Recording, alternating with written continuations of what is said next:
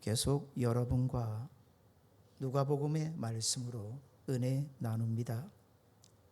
함께 나누기를 원하는 누가복음 15장에 보시면 우리가 익히 잘 알고 있는 세 가지 비유가 연거푸 나옵니다.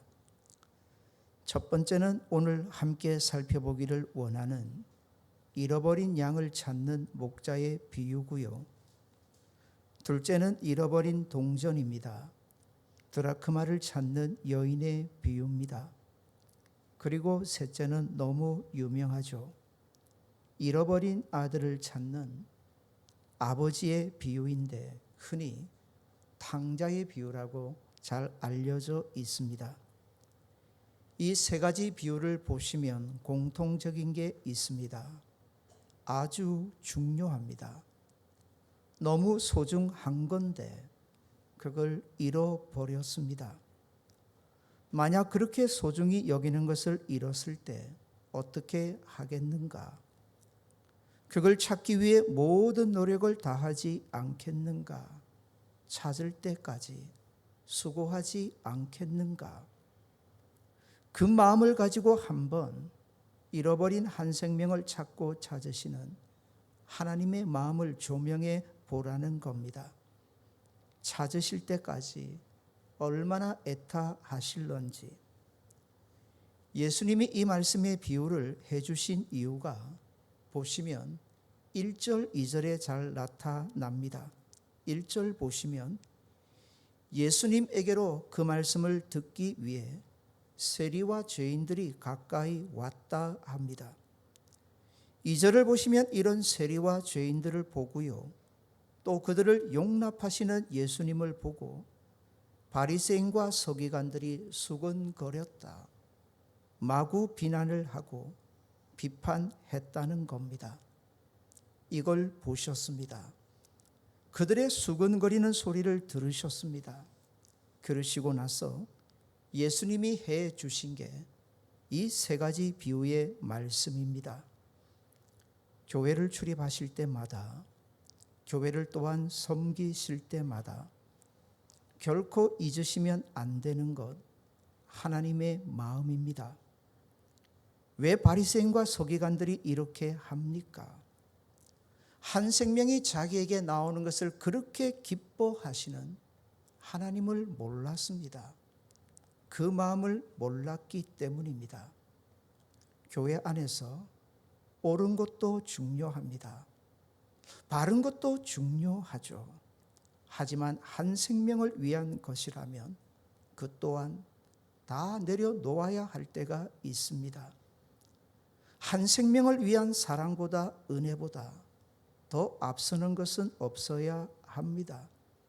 하나님의 마음이 거기에 있기 때문이죠. 지금 바리새인과 서기관들의 눈에는 세리와 죄인들의 죄만 보입니다. 그들의 부족함만 보이죠. 또한 그들을 용납하시는 하나님을 볼 때 예수님이시죠. 무슨 생각이 들었습니까? 옳지 않다는 거죠. 그건 바르지 않다는 거죠. 저분이 저러실 수가 없다는 거죠. 율법을 가지고 따져보면 맞죠. 분명히 맞습니다. 율법을 가지고 따져보면 예수님이 틀린 거죠. 그런데 그들의 눈에 전혀 보지 못한 게 있습니다. 그들을 용서하시고 그들의 나옴을 그렇게 기뻐하시는 우리 하나님이십니다. 신앙생활 하시면서 결코 이 하나님을 놓치시면 안 됩니다. 사랑하는 여러분, 지금 우리는 예배 중에 하나님의 말씀 앞에 서 있습니다. 왜 하나님의 말씀을 우리가 간절히 받으셔야 할까요? 신앙생활의 문제는요, 하나님이 우리를 모르시기 때문에 생겨나는 거 없습니다. 아십니다. 신앙생활의 모든 문제가 발생하는 까닭은 우리가 하나님을 모르기 때문입니다. 하나님을 몰라도 너무 모르기 때문에 특별히 하나님의 마음입니다. 그걸 놓쳐버리시면 잘 보십시오. 우리도 누구처럼 될 수 있습니까? 바리새인처럼 충분히 그리 될 수 있다는 거죠. 바리새인이 나와 참 멀리 있는 것 같지만 하나님의 마음을 놓쳐버리면 우리의 모습도 그렇게 쉽게 변하게 됩니다. 예수님이 연거푸 세 가지 비유의 말씀을 해 주십니다. 이런 경우가 성경에 없습니다. 연거푸 이렇게 세 가지 비유를 말씀해 주시는 이유는 잊지 말라는 겁니다. 뭐가 더 중요한지. 예수님이 해주시는 세 가지 비유 전체적으로 조금만 더 살펴보기 원합니다. 왜 세 가지 비유를 이렇게 연거푸해 주셨을까요? 또 하나의 이유를 우리는 찾아낼 수가 있습니다. 그건 이미 앞서 우리가 살펴보았던 누가복음 14장 23절에 나오는 한 단어를 설명하기 위하심입니다. 누가복음 14장 23절에 보면 이런 말씀이 나옵니다. 강건하여 데려다가 내 집을 채우라. 여기서 특별히 주목해 봐야 할 것은 이 강권이라는 단어입니다.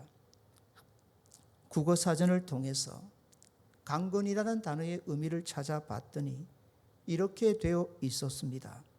내키지 아니하는 것을 억지로 권한다고요.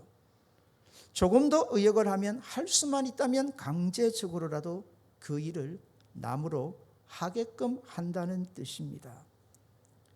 그리스도인이 그리스도인답게 살기 위해서 이 강권이라는 단어는 아주 중요합니다.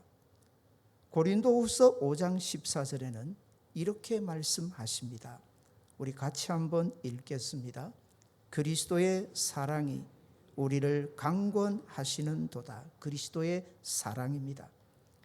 그리스도의 사랑이 우리를 강권하시는도다. 표준 세번역 성경으로 보면 1이 됩니다.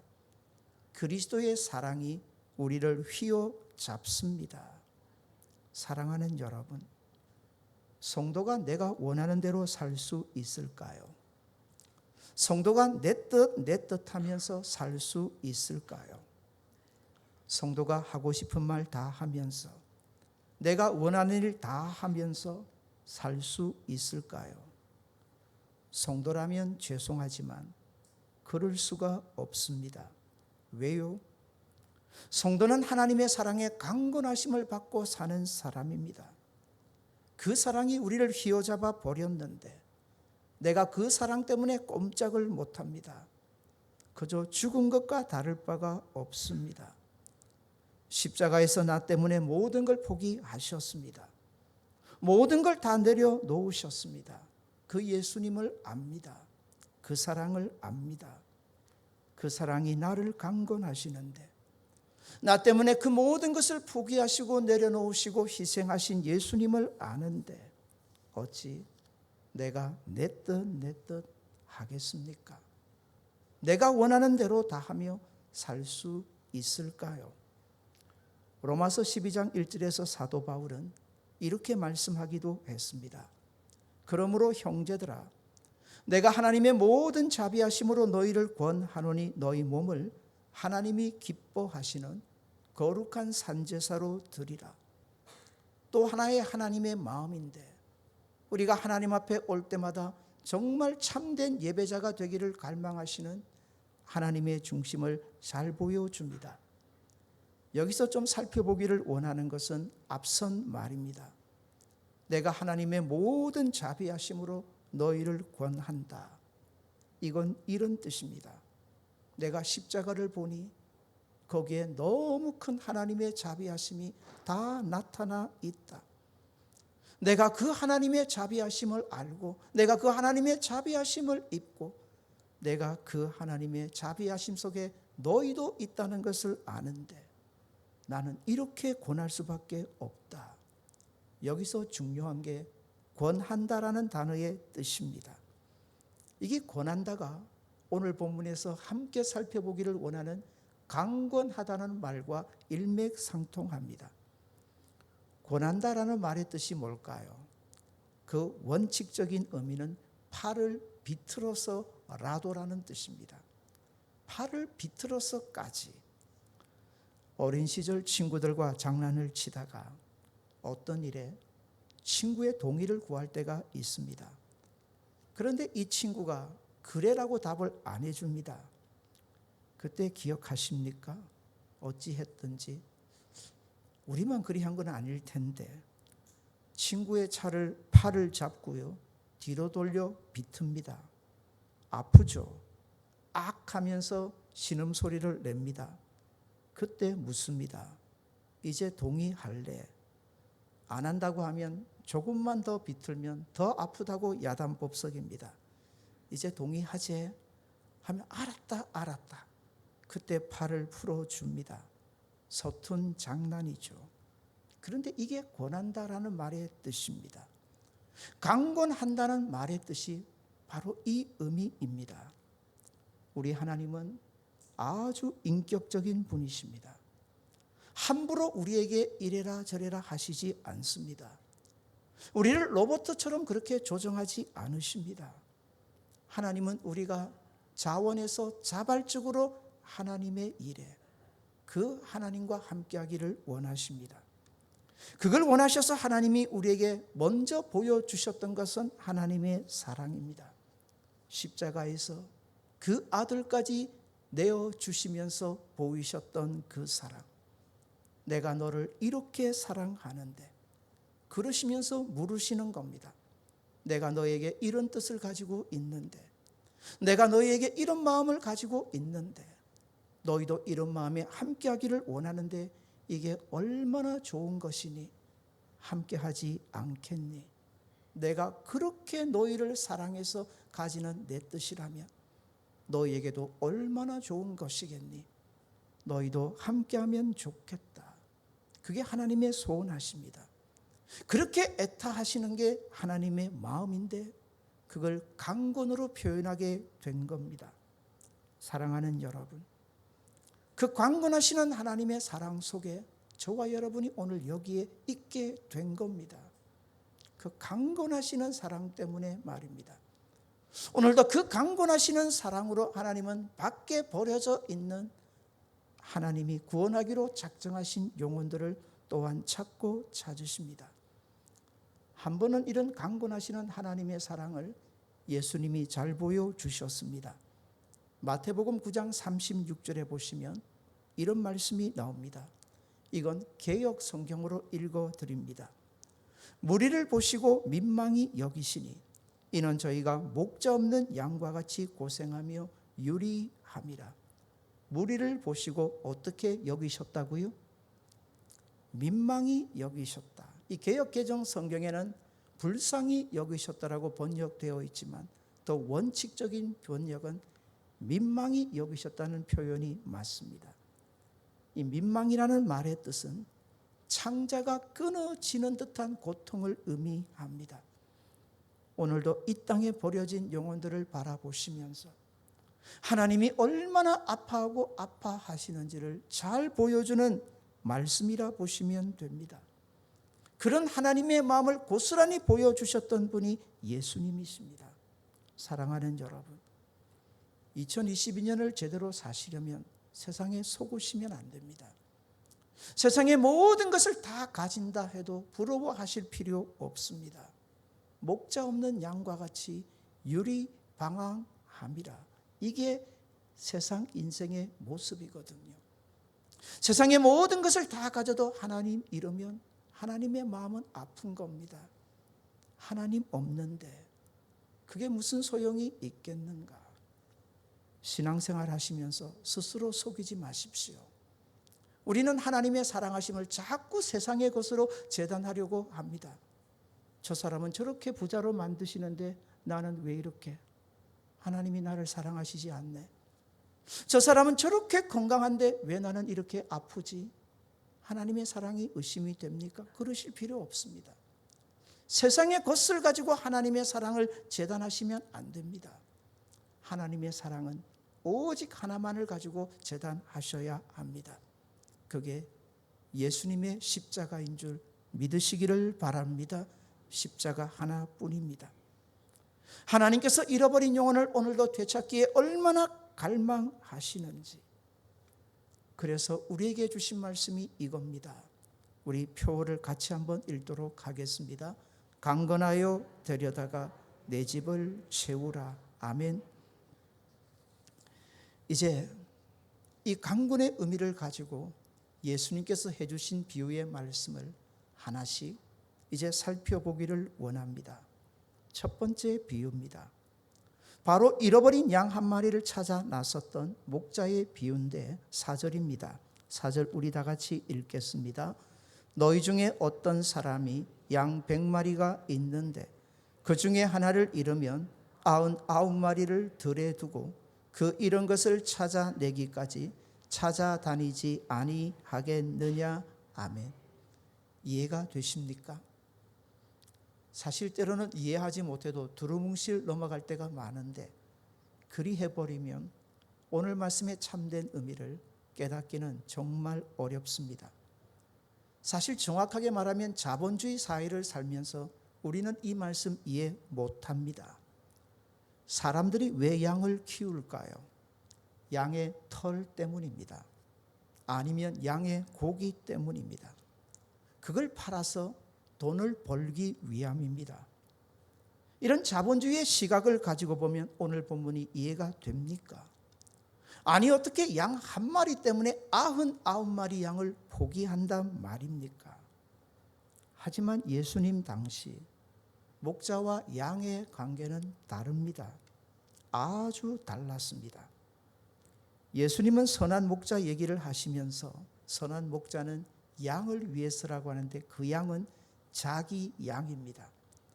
자기 양을 위해서는 목숨까지 내어준다 했습니다. 한번 유대 사회에서 목자가 양을 키우는 모습을 생각해 봅니다. 혼자 키울 수는 없습니다. 그래서 다른 목자와 다른 목자가 가진 양들을 함께 섞어 키워가게 됩니다. 특별히 밤이 되면 양들을 지킬 때 목자 혼자는 절대 못 지킵니다. 그래서 다른 목자와 함께 다른 목자의 양을 섞어서 돌아가면서 지켜가며 키워가게 됩니다. 문제가 생깁니다. 목자가 자신의 양이라면 어떻게 할까요? 자신의 양이라면 예수님 말씀처럼 목숨까지 내어놓고 지켜가게 됩니다. 그런데 만약에 내 양이 아니라면 그리 하고 싶어도 그리 못합니다. 선한 목자가 끝까지 그 양을 지키려는 까닭 중에 하나는 설명드렸습니다. 누구 양이기에? 자기 양이기에 그리 하는 겁니다. 양은 어떻습니까? 양도 기가 막힙니다. 양이 참 미련한데 하나는 진짜 잘합니다. 그게 뭐냐면 주인의 목소리 구분하는 겁니다. 아무리 다른 목자가 주인의 목소리를 흉내내고 그 양의 이름을 불러도 안 나옵니다. 양이 언제 목자를 따라가느냐면 진짜 주인이 오라고 부를 때만 따라갑니다. 양도 그렇습니다. 자기 목자가 아니면 절대로 안 따라 놨습니다. 이게 바로 유대 사회에서 목자와 양의 관계입니다. 요한복음 10장 16절에서 예수님은 이런 양들을 향한 하나님의 마음이 어떠하신지를 이렇게 보여주셨습니다. 16절을 읽어드립니다. 또 우리의 들지 아니한 다른 자기 양입니다. 양은 양인데 자기 양이에요. 다르다 표현했어요. 왜 다를까요? 내게 있어 내가 인도하여 할 터인데 그들도 내 음성을 듣고 한 무리가 되어 한 목자에게 있으리라. 어떤 양이라 했습니까? 이 양들은 우리에 들어오지 않았어요. 우리에 들어와야 하는데 그래야 목자도 안심할 터인데 우리에 들어와야 목자의 사랑과 관심과 돌봄과 지킴의 능력과 은혜를 입으며 살아갈 터인데 우리 밖에 버려진 양은 죽은 것과 진배가 없잖아요. 자기 양이에요. 자기 양을 위해서는 목숨까지 버리는 선한 목자 입장에서 그냥 있겠습니까? 그 잃어버린 양을 우리 밖에 있는 양을 반드시 찾아서 한 무리가 되어 한 목자 안에 있게 할 때까지 쉬지 않고 그리한다. 찾고 끝까지 찾고 찾으시겠다는 것을 우리에게 보여주는 겁니다. 사랑하는 여러분, 이 목자와 양의 관계가 한 관계와 참 비슷합니다. 세상에 존재하는 모든 관계는요, 하나님이 다 만드셨습니다. 그 무수한 관계 속에서 하나님과 자녀된 우리와의 관계를 가장 잘 보여주는 게 있습니다. 그게 뭘까요? 부모와 자녀의 관계입니다. 자식을 향한 부모의 마음 누가 알까요? 부모가 압니다. 자식은 절대로 모릅니다. 하지만 그 자식이 부모가 되면 압니다. 그때서야 자식을 향한 부모의 마음이 어떠한지. 지금도 이 사건을 생각하면 마음이 먹먹해집니다. 다시는 우리 사회에서 이런 일이 일어나지 않기를 바라게 되죠. 잘 아실 겁니다. 개구리 소년들 기억하십니까? 대구의 어린 아이들인데 한 동네에서 한 5명의 아이가 도룡뇽을 찾겠다고 산으로 들어간 겁니다. 행방불명이 되어 버렸어요. 시간이 많이 흐릅니다. 찾지 못하다가 제법 오래전이죠. 결국은 찾았는데 시간이 많이 흘러서 아들이 시신이 넘어서 6월만 발굴이 된 거예요. 지금도 몰라요. 분명히 타살 같은데 도대체 어떻게 이런 일이 벌어졌는지. 그 개구리 소년들의 나이가 좀 많은 아이는 13살, 가장 어린 아이가 9살이었습니다. 이름은 종식이라는 아이였는데 그 아이를 잃어버린 부모의 마음, 부모는 아실 겁니다.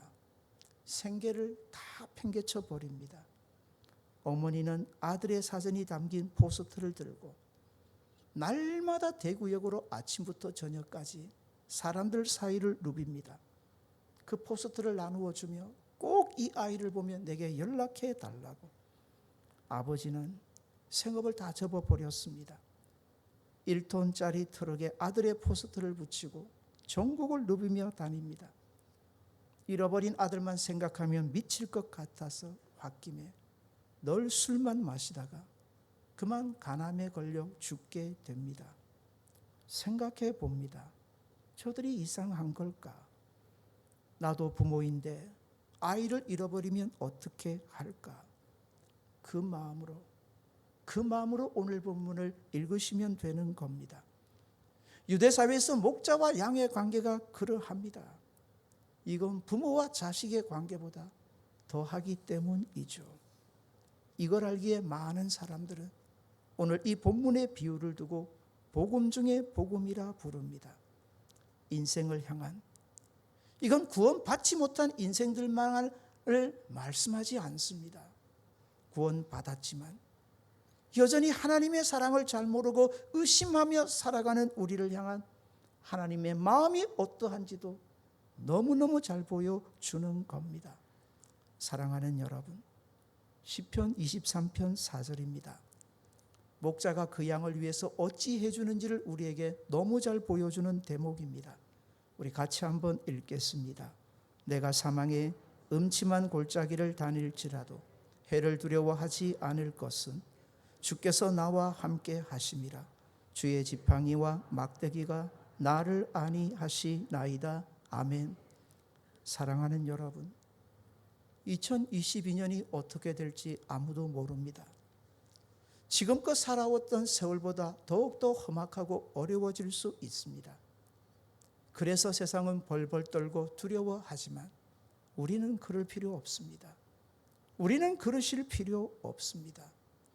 자기 아들까지 주시고 우리를 구원하시고 오늘 이 자리에 앉히신 하나님께서 2022년도에도 비록 사망의 음침한 골짜기와 같은 인생의 험한 모습이 우리에게 주어질지라도 매 순간 함께 하시고 우리를 돌보시고 우리를 지키시고 우리의 힘이 되시고 그 사랑과 그 은혜 가운데 우리와 함께 하실 것을 믿으시는 저와 여러분 되시기를 바랍니다.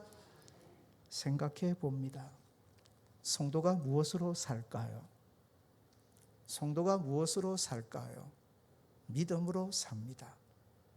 그 믿음은 도대체 어떤 믿음일까요? 믿습니다.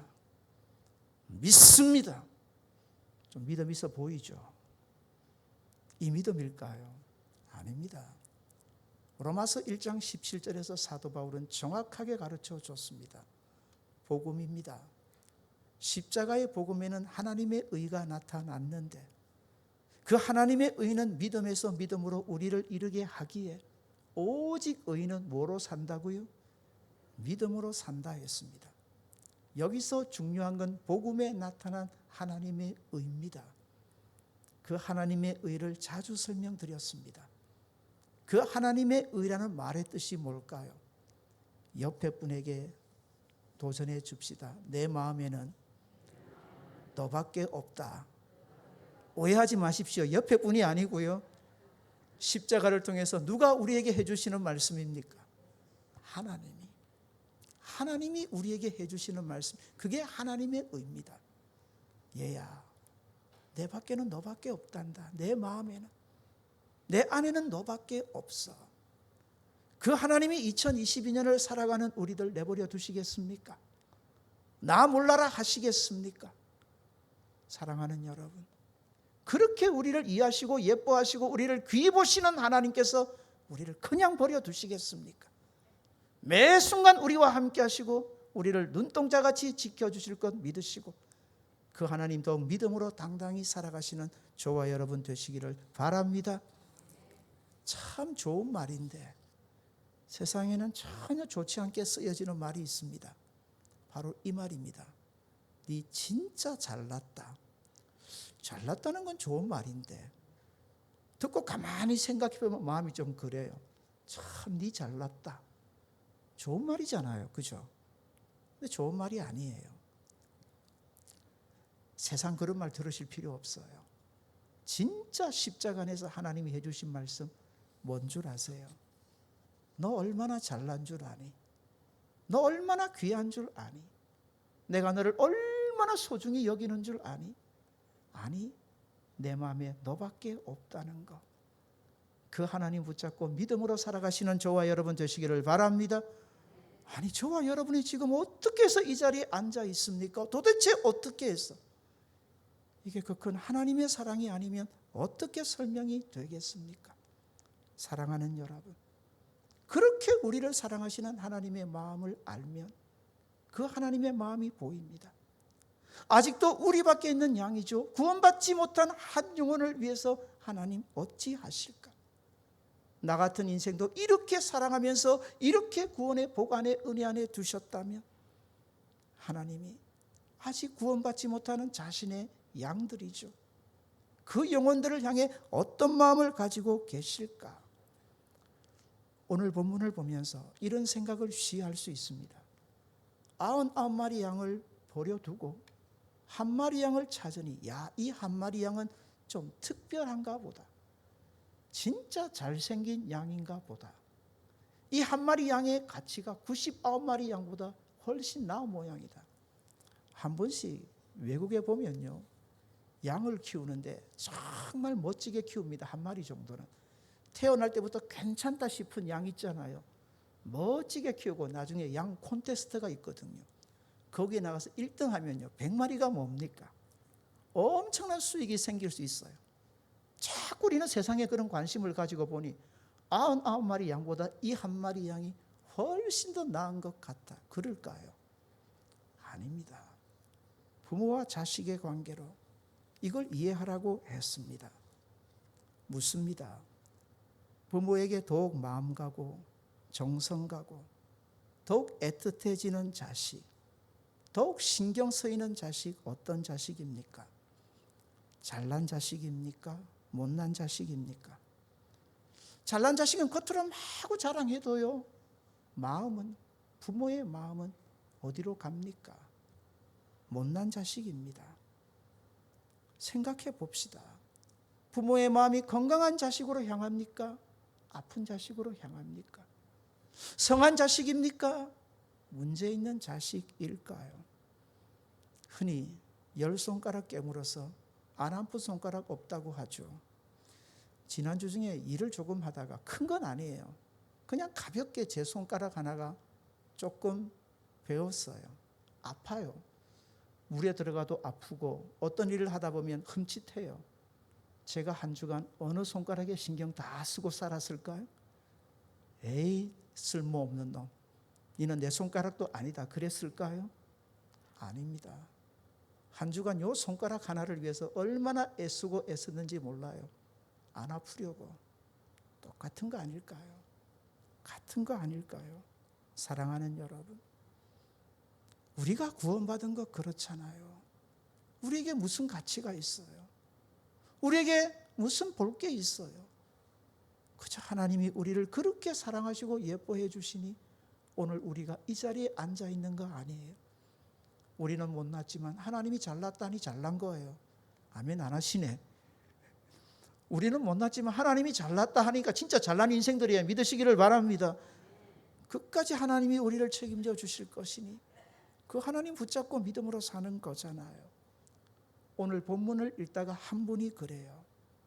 하나님이 우리를 보시면 그렇게 기뻐하시고 좋아하시고 즐거워하시다가 고개를 딱 돌리시면 우신대요.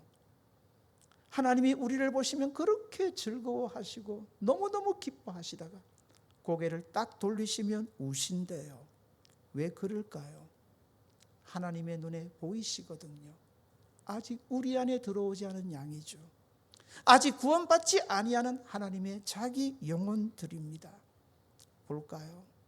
그 하나님이 어떻게 하실런지 4절의 끝부분입니다. 그 이런 것을 찾아내기까지 찾아다니지 아니하겠느냐. 오늘도 찾고 찾고 또 찾으시는 하나님의 모습을 우리에게 보여줍니다. 우리 하나님이 언제 기뻐하실까요? 5절입니다. 찾아낸 적 즐거워 어깨에 메고. 6절입니다.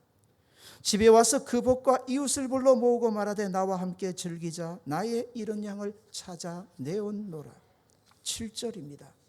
죄인 한 사람이 회개하면 하늘에서 회개할 것 없는 의인 99으로 말미암아 기뻐하는 것보다 더 하리라. 계산 잘하시라 했습니다. 99마리가 소용없는 게 아니라 했습니다. 부모의 마음입니다. 부모의 마음. 아픈 자식에게 마음 더 가고 문제 많은 자식에게 마음 더 가는 것처럼 잃어버린 양입니다. 목자가 실수했을까요? 절대로 아니에요. 양 중에 잃은 양이 있어요. 꼭 뿔이 나서 제멋대로 제 마음대로 행하려는 양이 있단 말입니다.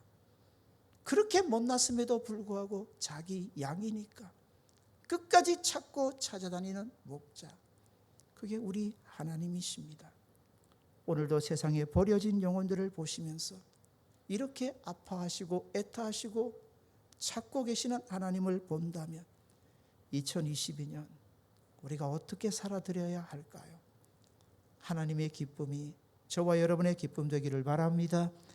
하나님의 즐거움에 함께 하시는 저와 여러분 되시기를 바랍니다. 하나님의 그 마음 읽으셔야 돼요.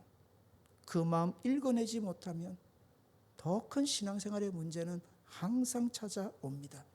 사랑하는 여러분, 그 하나님께서 오늘 우리에게 같이 하자고 하십니다.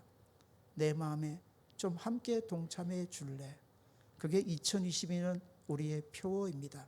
같이 한번 읽겠습니다. 강건하여 데려다가 내 집을 채우라. 아무쪼록 한 영혼을 찾고 찾으시고 끝까지 마침내 찾아내시고야만은 하나님의 마음 알아. 그 하나님의 소원하심을 우리의 소원하심으로 삼고 2022년 함께 하나님의 기쁨에 동참하는 저와 여러분 되시기를 바랍니다. 우리 같이 한번 기도합시다.